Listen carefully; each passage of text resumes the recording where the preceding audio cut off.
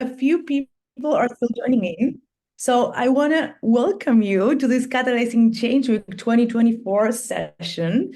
We're going to be talking today about decolonization in practice, a journey from global leadership to proximate leadership.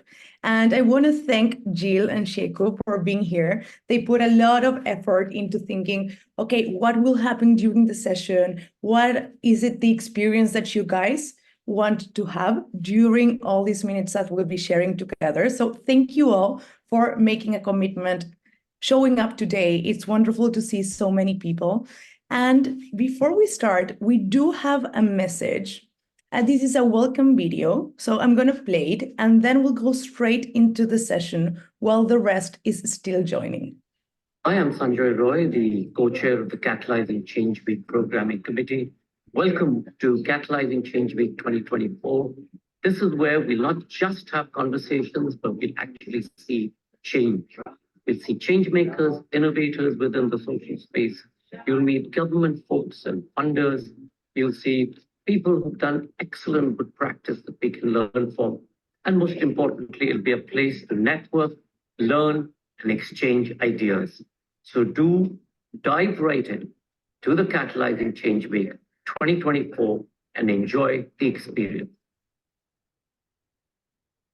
So before we jump into the session, welcome everybody again. This is Catalyzing Change Week 2024. We still have a few people coming in. I always like to remind that this is a space for all of us. So if you want to write something in the chat, if something resonates with you, if you have a question, feel free to write everything down. I will be looking at the chat all the time. And I always love when sessions are with participation from everyone. So Jill and Sheku have prepared an amazing session, but please be a part, be active.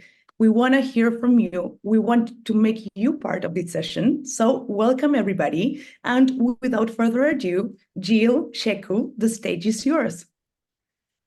Thank you so much, Mary. I'm going to get my slides up. And while I'm doing that, Sheku and I are going to introduce ourselves, but I'd love if everyone could introduce yourselves in the chat. And as you're doing that, and as we're teeing this up, I just want to make the point, and we'll mention this throughout, like Sheku and I are not experts in this space. We are here to have a dialogue with all of you and to facilitate a conversation, because all of us are here because we want to do something good in the world, and we're trying to do that in a way that is values aligned for us and moving things and redefining the direction that we're going. And so as you put your name in the chat, introduce yourself to everybody. Just state how many years of experience you have working in the international development space or studying in the international development space. And I want to just see overall, this is an exercise in collective wisdom, how much wisdom we have in this room that we can all bring together in the discussion. So please do that. I'm going to pull these slides up. Sheku and I are going to tell you about our own organizational journey. Again, from the mindset and the foundation of just sharing what we're learning, some things that are going well, some things that are not going well, but as we really as an organization try to kind of redefine our direction and how do we lean into being anti-colonial, how do we take that narrative and really create something operational from it. So please introduce yourself in the chat, state how many years of experience you have, and let's see how much collective wisdom that we have in this virtual space today that we're going to bring together in our discussion.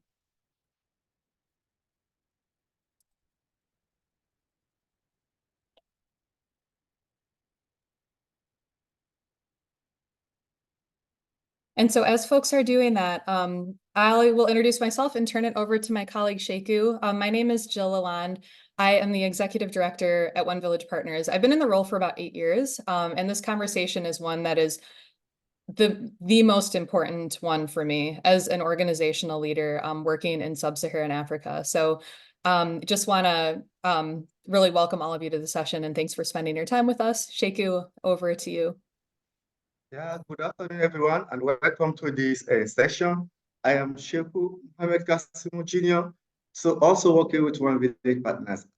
I have been in this role, working with One Village Partners for 8 years, more than 8 years now, and very much passionate about where we are and what we've been able to do so far at this point. So our work here is actually to enhance community transformation. Very proud team. I'm glad moving forward with my work in Sierra Leone.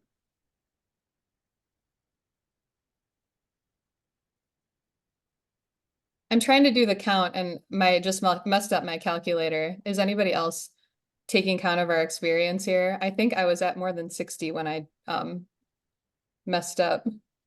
I was more than like 120 already.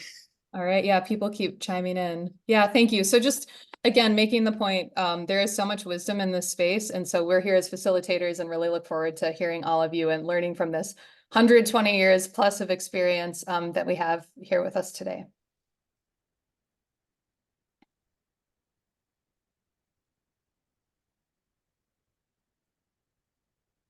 Sheikh, you want to talk a little bit more about the work that we do in Sierra Leone?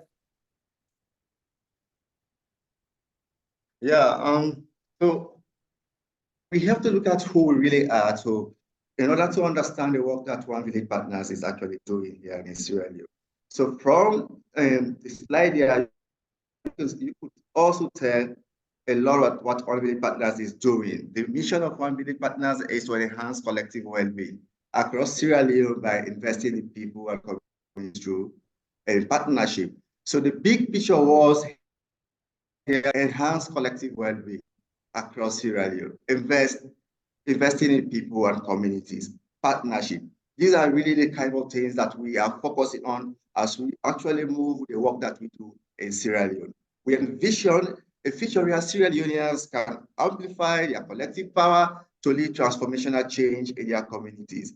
So you could also look at the big picture was there. Sierra Leoneans having the opportunities to amplify their collective power, lead their own transformational change. These are the kind of things that we are driving from Sierra Leone here. We are aware that in a lot of people in the context of Sierra, people do not have the power to speak up. People do not have the power to kind of lead.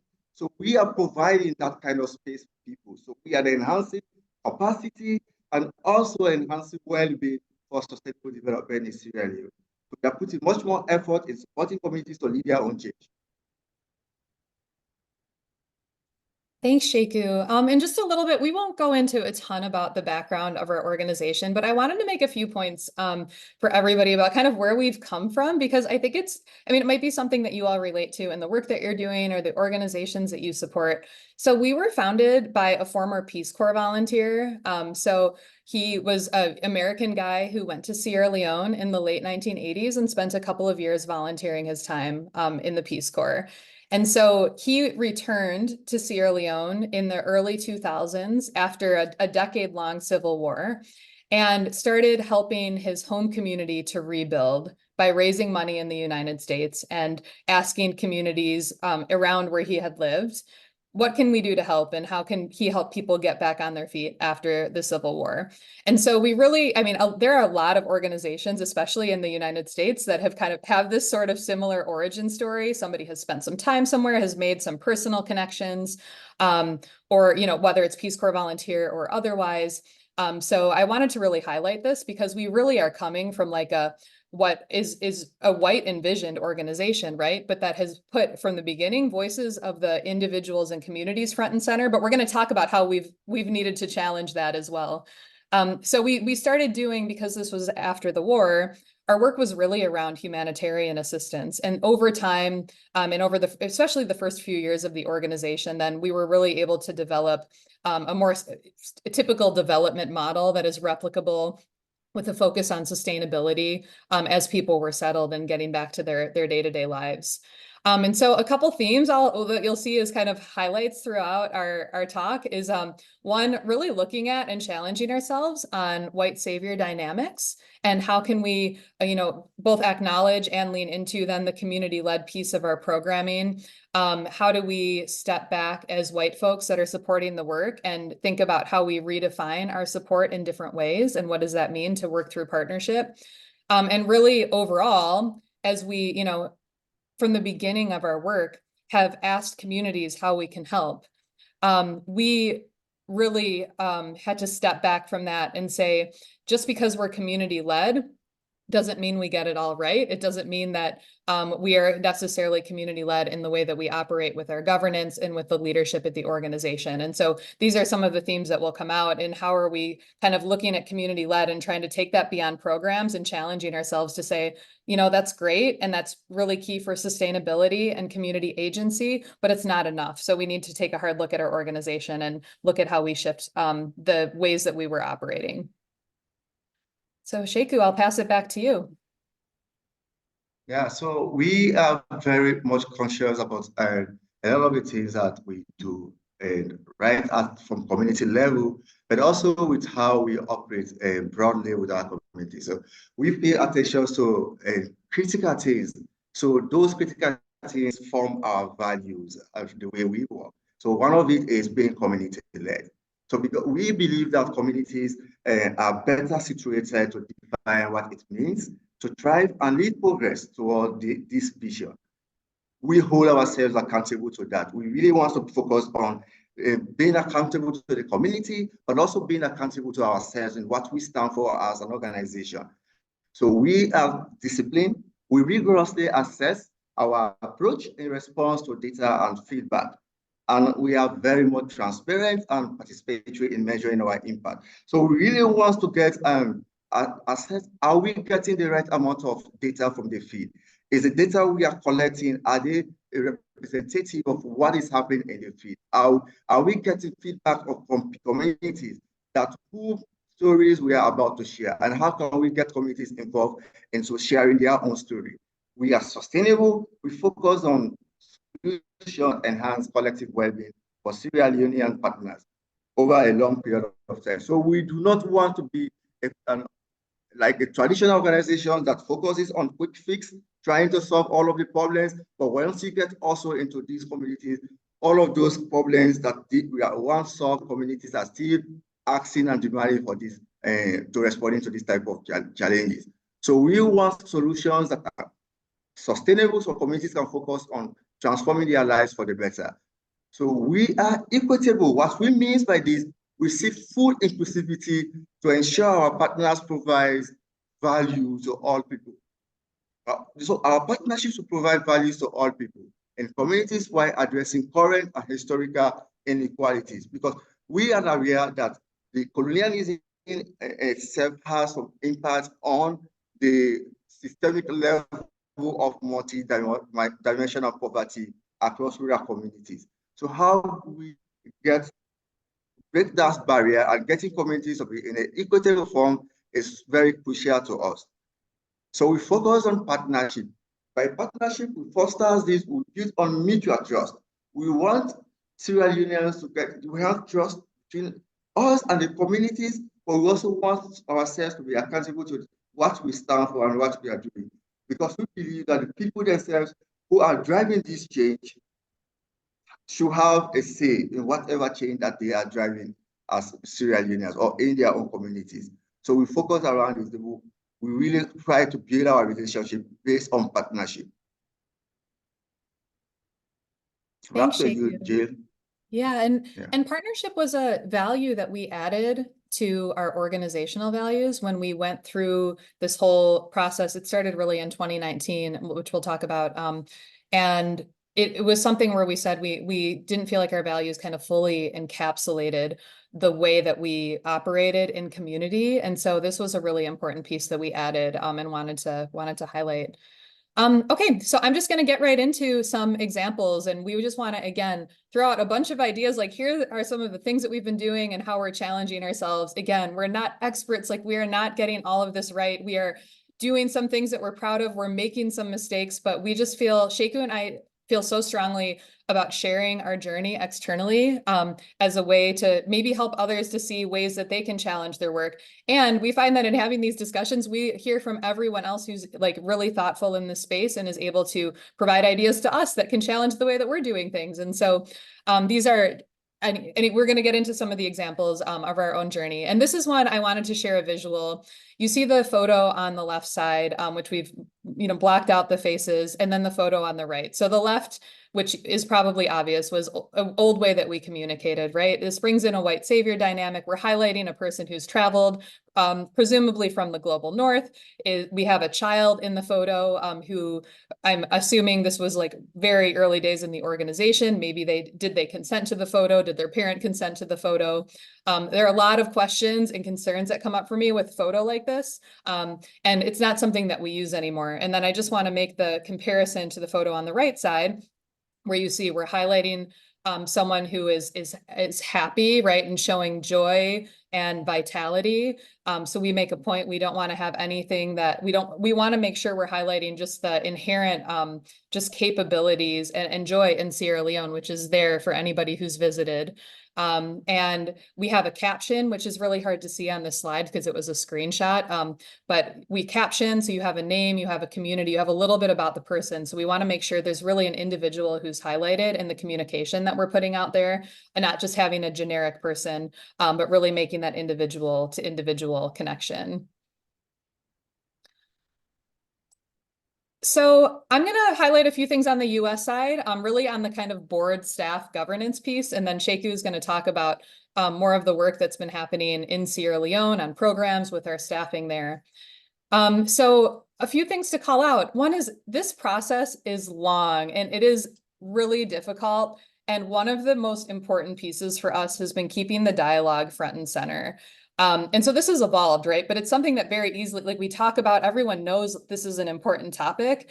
And then it can be easy to get distracted with all of the day-to-day work that needs to happen in our jobs. And so we found that by creating spaces where we're keeping this dialogue going and kind of making progress in it, it has helped us to identify new ways of operating and help to keep these topics front and center. And so this started with monthly calls among all of our white staff, which is just a few of us. So we're just for context, we're about 60 staff in Sierra Leone. We have one expat living in Sierra Leone, and there are 3 of us in the United States. So we're a small team, but it's a small group of white folks. And we said, you know what? We know and we hear loud and clear that the onus is on us to figure out how to solve this problem. We have heard from our colleagues of color and in the United States and globally that this is something we need to figure out and solve for. And so we started having these conversations with really it started with a learning focus of like, let's talk about white supremacy. Let's talk and learn about how we can show up in this space better. And I'm based in Minneapolis, as are a few of my colleagues, where George Floyd was murdered. And so these topics it was really resonating with us. There were riots in our city, and it was just something that was so visceral for everyone involved. But that really started shifting pretty naturally to conversations about action. So while we were, started of like, let's just learn and let's educate ourselves as white folks, we very quickly were like, well, why do we do things this way? Or what can we do differently in this space? And so we started actually making some changes within the organization. Another kind of huge aha for me in all of this, and I think for all of us involved, was several months into the discussion, we really realized that we were doing all of us, including our Sierra Leonean colleagues, a disservice by not having a dialogue with them as well. And so we had to really navigate and find ways that we could invite our colleagues into dialogue in a way that wasn't putting the burden on them to solve challenges. And Sheku can talk a little bit more about this too, but for our Sierra Leonean colleagues to really identify and converse around what are the colonial legacies that they experience. And it's going to be different than what we're experiencing and trying to shift on the US side. But we really need to have both of those dialogues to have a holistic solution and work in partnership with one another. I will also call out, if anyone's familiar with the Center for Partnership Systems and Rianne Eisler's work, that's been like a godsend for us in thinking about how we show up in this space differently. She really talks about systems of domination and systems of partnership.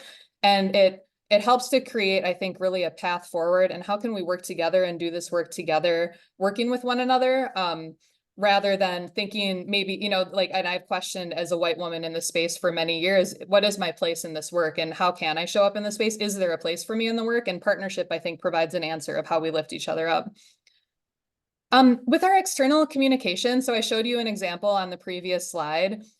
We did a lot of work with our communication brand standards with a lens on anti-colonialism. And so we looked at imagery, we looked at language, some really obvious or more specific examples are, we don't call our US office headquarters anymore. We did that for a long time. And why did we do that? We have a much larger team in Sierra Leone. And so we stopped using language like that. We hadn't talked about for some time, but really explicitly called out not using language that really reduce people's lived experience, talking about poor people or talking about beneficiaries. We really wanted to bring in photos and language that was empowering and confident. We aren't showing photos or imagery of individuals who are helpless. And then again, in external communications, just sharing what we're learning, whether or not we're doing it all right, just really putting it out there in hopes that we can facilitate a dialogue around doing our work better in the industry. The structure, so a few kind of big changes that have happened with our organizational structure. One is we started a DEI and decolonization committee on the board. And that committee is helping us to navigate how do we look at this work across our organization and how do we make sure that we're making progress strategically against our goals. And we have a strategic pillar to localize our leadership. So this committee is helping to guide and really connect the governance level of the board with the work that's happening at the organization. We did a big project on our pay scale assessment and creating pay scales between the US and Sierra Leone. Still a lot of work to do in that space. We did a new orientation deck for volunteers and board members and staff that really includes these topics in it. So we're having a dialogue up front with folks about where, these are conversations you're going to be expected to have as part of the organization. So people aren't surprised by that. And, oh yeah, go ahead. Yeah, I think there's a really interesting question about that Jimena brought to the table that's related to addressing the structure. So she's wondering, what are the job titles of the white colleagues and if there's a hierarchical difference? Yeah, good question. So this is part, and I think it's on Sheku's slide to talk a little bit more about our some of our internal structure as well. But Sheku, so sorry, I'll talk a little bit about this here. There is hierarchical difference and we are working to change it. And so the kind of two biggest goals that we have in our strategic plan in this space are one, to transition from our US-based board to a global board of directors and to balance and bring on Sierra Leoneans based in Sierra Leone. We've had a strong diaspora presence, but we wanted to have individuals based there. That piece we did, right? So we went through this huge legal process, way bigger than what I anticipated. Last year, we adopted new bylaws, new articles of incorporation. We have a new constitution, governing guidelines, et cetera. And we have just added our first 2 new board members based in Sierra Leone, and we will be scaling that. So that is one piece on the leadership, but board is, of course, overseeing the staff structure. So I'm not sure if that gets to your question yet. On the staffing, so I currently am the executive director based in the United States. One of our goals is to move to a proximate leadership model. So whether that is a single executive director in Sierra Leone or co-executive directors, that is something we're moving to and in discussions with our board. Alongside kind of preparing for that, we have built up what we call our executive leadership team. So this is our director level staff, which we've worked really intentionally and done promotions for Sierra Leonean staff, brought more people into this kind of director leadership circle. And we converse, we have regular meetings where we talk about organizational strategy, key questions where we need insight and input from others in the group. And so while there is a hierarchy still, we're working to break down the hierarchy and what that actually means for how we make decisions in the time being that we're shifting to the actual hierarchical changes where our leader will be based in Sierra Leone. So I hope that's answered your question, but that also gets to the structure bullet here that I'm speaking to. So good timing. I'll say one more thing and then I'm going to pass it to Sheku. I think one thing that was really important to us was having commitments to what does it actually mean for us to be doing the work? What are the goals that we're setting? And how are we sharing that externally to hold ourselves accountable? And so when we adopted our new strategic plan in 2022, this is where we made a public commitment to move to the global board of directors and to elevate proximate leadership and staff decision-making through whatever our new executive director model will be.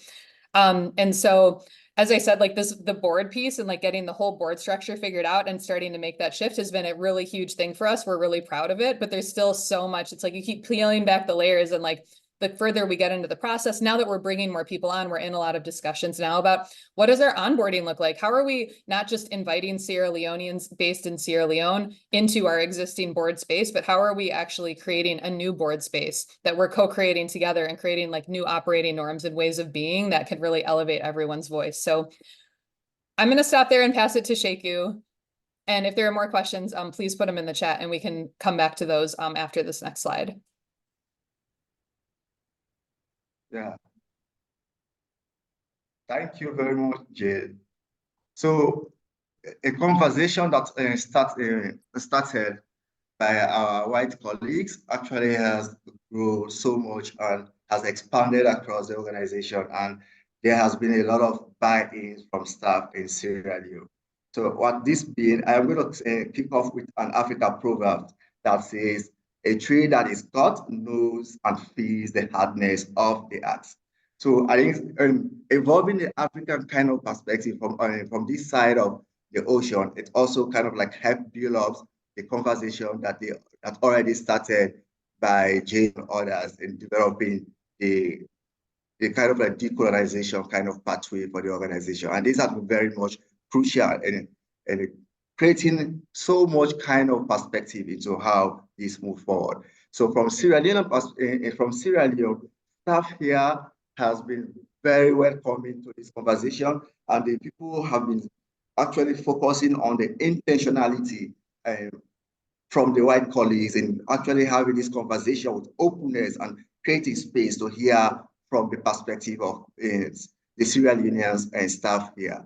So some of the quick kind of impact that this has resulted to for the organization is by ensuring that the promotion of Sierra Leonean staff into positions that were initially held by an expert or white staff. So we have also been able to hire staff for positions that are internally in Sierra Leone for positions that were held by white staff. So all of this is creating more space, more openness for this conversation, but also it's also making the staff here to really see how intentional our white colleagues has been in creating the space for this conversation. So this has been very, very much instrumental here. So everybody has been on board and involved in their perspective, and people have been really seeing how this is moving. So this is just some of the things that we are doing. There might be so much that we are supposed to do, but as an organization, internally, we have been able to see this moving forward, and we think we continue to learn from this. Also, another thing that has been very much impactful is really looking at how we all celebrate cultural diversity. It's very clear that people on the other side of the ocean and us on the other side of the ocean here have different cultural kind of menu, different social realities, and how we connect with one another. So we have been able to develop and to actually improve on our onboarding kind of document to ensure that people over there can learn from the cultural kind of setting, what cultural definitions are here in Sierra Leone, and staff here also are able to learn from the perspective of our white colleagues.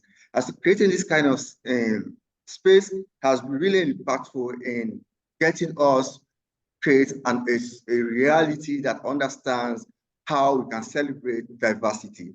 So there has also been a way of how we kind of like communicate, how we meet, the regular meetings, the town halls. These are creating a lot of space for people to learn how can I communicate with the people over there? How can I communicate with Jade? How can I communicate with other staff in the US? How also they have been able to learn and appreciate how they can communicate with us over here. So this has been very, very much intentional, and we all continue to learn from how we can be more engaging and how we can be more constructive in actually ensuring that the workplace culture that is more sustainable, that provides opportunities for everyone to thrive, is actually created together. So this is also very important, that this is what we have been seeing. Also, we looking at putting communities front and center. This is also very crucial. This is what we continue to actually focus our work on here. Because we work with communities, our work here is to enhance community capacity. Our work here is to actually ensure that we work with communities in partnership so they feel respected and they also feel that they are valued in the relationship that we are forming with them. So we are very much conscious of this. So we have been having conversation and actually looking at who is making decisions for community in terms of the types of projects that they want to implement. How can we get more communities involved? So we have been able to bring on board the communities in terms of voting for their priorities so that this decision is not actually coming from one village partners, it's directly coming from the communities. Communities have been given the space to actually look at and budgeting for their projects. They have a sense, an idea of each project that are allocated for a project that they want to implement. But also people have the opportunity to use their local solutions and leading their own development transformation internally using their own voice. So providing voice and making sure community participate has been very central to how we continue to work with people, with our partner communities. This is not something that just comes by accident. This is something that has to go along with being very intentional, but also being reflective with how we can be more constructively engaging with the communities that we are working with. So we continue to put communities at front and center. As you heard from Jill, it's at when we take pictures from this community, we also ensure that the people provide their consent, because we are not just going to get things from the community in an exploitative manner. We want them to have a say. We have them to have the opportunity to say no, to have the opportunity to say yes. So having that kind of focal point, having that kind of thinking is very important in how we continue to work with our communities. Decision making has been also crucial in how we have continued to transform the way decisions are made. We reach our decisions here. So as you heard from Jade, we have two of circles where we can engage from within the organizations, making sure that people have say in terms of critical issues we want to take decisions on. So we have the global leadership kind of meetings. We also have meetings where we meet with the board, staff in Sierra Leone are able to engage with the board and having interactions. Meetings that are happening within the organizations here in Sierra Leone, we have different circle of leadership meetings where we can have staff involved in decision making. So also in the communities, we have decision making that communities are very much involved, because we believe that whatever engagement has to be collective. There has to be a space, an open space that everyone feels that we are part of the decision making process.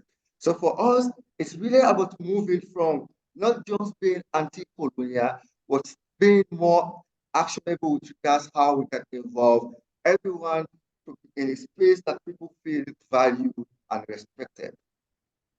Back to you, Jane. Thank you, Sheku. I'm gonna just make a few final points because we really want to get to this activity with the group discussion. So if we haven't emphasized this enough, need to say it again. This is a journey. This is a learning opportunity for us and for everyone in this space. We have tried to share and hope we've given you some ideas of what we're doing both on the US side and with governance, how we're looking at staffing, and then also how we are showing up different in communities where we're operating and having this dialogue.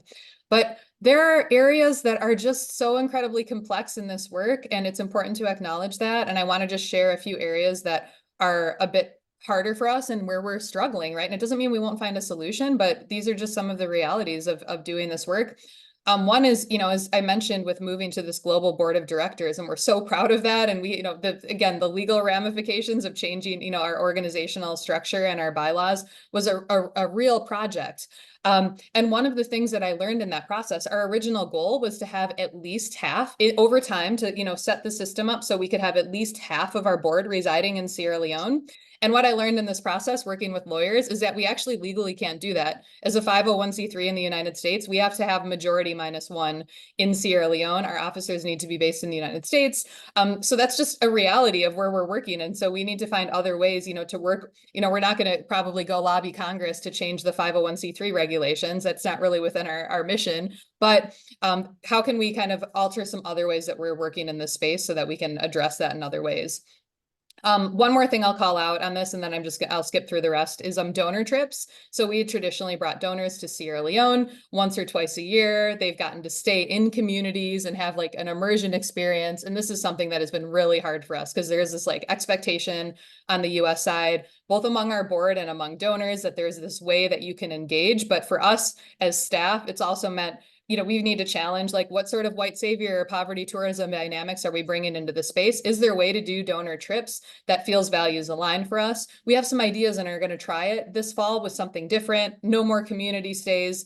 We're going to try doing something that's just more in partnership with communities, but we do not have this solved. Like, I don't know. The question is still out there for me on if you can do a donor trip that is anti-colonial. I think we have a lot of work to do to really have that conversation and see what works, but we're committed to having that dialogue. So I'm going to tee us up for our quick activity. Sheku, I hope that's okay. I'm going to just blow through the rest of these because of time. So we're going to do breakout groups, but we found that rather than just throwing people into the space, I'll take 2 minutes. Mary is going to share in the chat. We have a Google form with 3 questions for you to answer individually before you get into breakout sessions. I think we'll do about 4 people. So we would like you to consider, and you can, sorry, something's messed up with this first slide. But the first is, what is your proximity is what the question is about. And so you can jot your thoughts in the Google form, and it's really about your, where do you situate in the environment? Like, where do you live? What is your lived experience? And then how does that relate or compare to the work that you're doing or the geography that you work in? What actions have you taken or can you take to promote power shifting? And then overall accountability, how can we create more accountability and shifting power, both at an organizational and industry level? So if you'd like for comfort to turn off your video, go ahead. I'm just gonna set a timer for 2 minutes, and then Sheku's gonna walk us through a few ground rules for the breakout sessions. And I think we'll probably have about 10 minutes in breakout groups from there.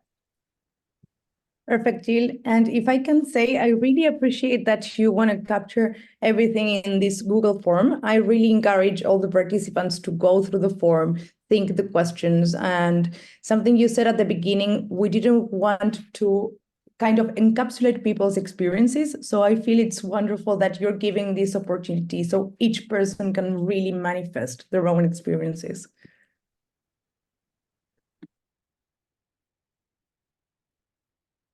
So the link to the Google form, it's in the chat. If anybody needs any support, please let me know. Yeah, once you go into the breakout session, I'm going to just kind of like go through some of the ground rules that you guys we are expected to follow in the individual breakout sessions. So one of these that you guys have to encourage a vulnerability. You guys have to encourage vulnerability. It's okay. We are not going to be recording the breakout sessions, so it's okay for you guys to say, yeah, pass on. I'm not going to say a word, but we really want to have this conversation being more kind of like engaging and participatory, so that everyone will have some minute to say something. Please do also feel free to kind of like pass if you don't have anything to say. Silence is very okay, but also just know that we want everyone in the breakout session to at least have 2 or 3 minutes to say something if you have to say something. Otherwise, we really want to have you guys having a conversation that is more engaging and productive.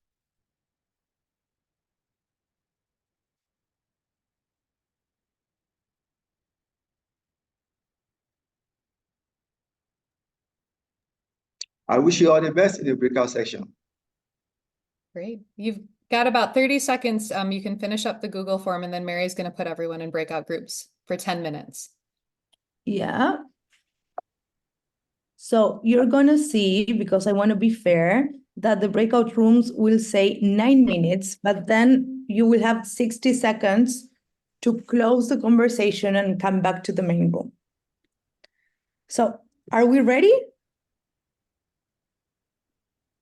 Perfect.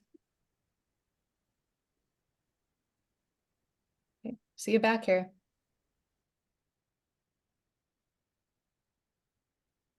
Let's see, people are going. And Mary, can you put the, can you broadcast the questions to the groups? Yeah. Okay, thank you.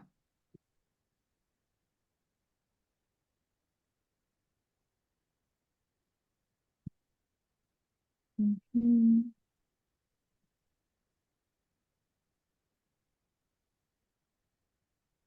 I'm going to pause the recording while we are in breakouts. Perfect. So people will be coming back soon, and then Sheku, you're up, and then Mary can wrap everything up. Yeah, I will also write down my answers in the Google form, but I'll do it after the session so we can focus and concentrate. Thank you for doing that. Sorry, I Yeah, so started breakout a little rooms early. will We still have a close minute. in 40 seconds. Maybe some participants will come out before, but if not, in 30 seconds, everybody's back. Cool.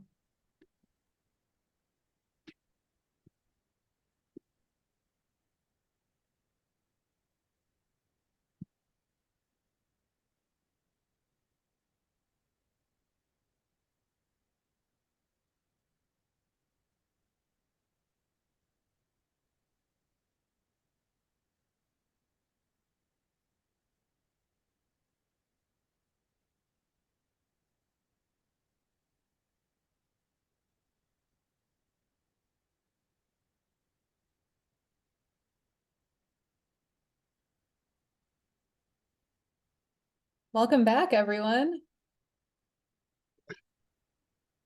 Yeah, welcome back, everyone. And I hope you guys were able to have a really focused kind of conversation in the breakout session.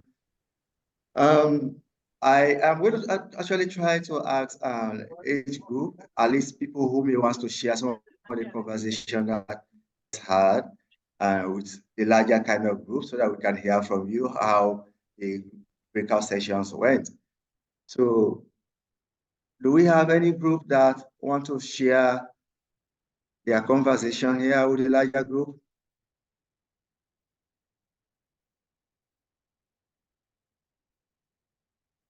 Which group wants to go first?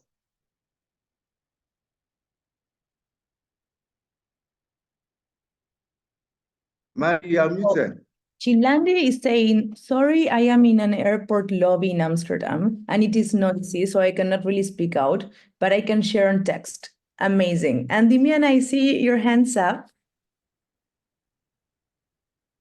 Hi. So to be honest, we didn't quite get directly to the questions. We had an amazing time. But I was joined by Cheryl and Losi and Bernadette and learned a lot more about One Village. One Village Partner is actually, we're doing the transition and sort of the process of sustainability of projects and really shifting the decision-making and leadership to the staff locally. Cheryl shared quite a bit about the work that she does at World Centric, and she can definitely share more. But it was really interesting to see the approach that everyone was taking. So we did some introductions and shared a bit about our proximity. My proximity was quite low, with the exception of having some frequent visits to Egypt, but just understanding sort of how to engage more of the communities and in the real decision-making and leadership was something that we talked about quite a bit. Thank you. Yeah, do we have another group that want to share something? Yes. Honestly, yeah. this moment. Yeah, go ahead. I have in my group. I was with Chilande from Warande Advisory Center, and she said they are doing some partnership with Share Trust from the US. She talks a little bit about how they are trying to do shifting in their own shifting, like the talk of direct funding and talk of partnership and talk of advocacy and recruitment, how they are doing their activities with their local actors, by trying to shift most of their power, most of their activity to the local actors. In terms of funding, they push funding to these local actors, also become very transparent with the actors and the rest. But just as she said, she's in the airport and we couldn't have to talk much. But we share some experience. I also share with her a little bit of how we are doing our own activity here at One Village Partners. So that's it. Thank you very much. I think honestly, we ourselves are having a lot of questions to answer. There's a lot, so much that we really are seeing on answer, and we really we are looking out for answers for so much. So this is a conversation that it's really kind of like we'll keep on having. It's not a one-time off kind of conversation. So yeah. Do we have any other group that wants to share? Then I can send it out to Mary. Sheku, there's Chilandi sent the comment in the chat. So these are the words. We were two of us. I got to hear from Mohammed and realized we are on similar journeys. But a critical point was the question of placing true power in the hands of both entities, especially on creating a vision. It helps when you are community-centered, and also in funding/resource allocations, budgeting decisions, etc. The other area we are grappling with is the area of impact. Who decides on impact? Who collects it? Who claims ownership of the results? It is also very nuanced, but an area we have found to be quite sensitive for us to navigate. Great. These are really interesting kind of feedback, and I think they are really interesting kind of concern that all of us will continue to have, and actually ensuring that there is a true power shifting from in the development industries, but also that we can be more intentional in ensuring that we are shifting powers. So I think you can send in more of your feedback in the chat, but I'm going to pass it on to Mary. She will have something to say at the end of this session before we close. Thank you. First of all, I want to say thank you to everybody that participated. Thank you to Jill and Sheku for really bringing forward a super interesting and important conversation. I loved how you shared with a lot of honesty the process that you are undergoing, the steps, the conversations, and acknowledging, hey, I don't have anything figured out, but we do have a commitment. And Sheku used a lot the word intentionality. You are being intentional about creating these dialogues, creating these conversations. And one exciting thing for Jimena, so Jill shared with me an article that she says it's outdated because the conversation has moved forward and evolved. But in this article, they capture a little bit the insights of the areas that they started discussing on. So I hope this is a bit of a guideline on how to start the conversation in your own organizations. Last, some messages. So something that I realized today is how important it is to recognize one another and the work we're doing. I loved how, everybody that was participating was super, super appreciative of everything you said. So just remembering, we have the Catalyst 2030 Awards. So who is best at helping social innovators to change the world? And what's the things that are happening? Let's really, really try to acknowledge the work that each of us is doing. And also, since we're also learning, I wanted to share about Ask Catalyst, that it's a chat that you can have on WhatsApp And in that chat, we tried to capture all the big information that you need from Catalyst.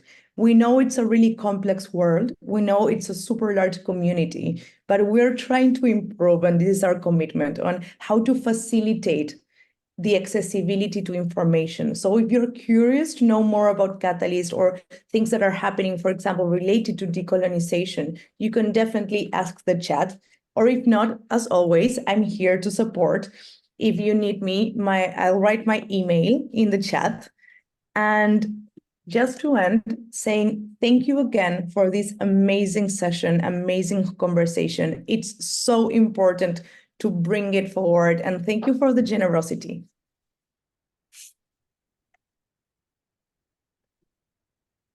Thank you all. Thanks, everybody. Thank you. I hope you have a great day, and I hope that we see each other throughout the week. Bye, everyone. Bye.